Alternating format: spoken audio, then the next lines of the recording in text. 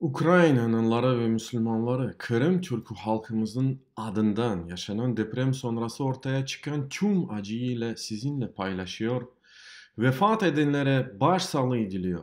Yaralılara acil şifalar diliyorum.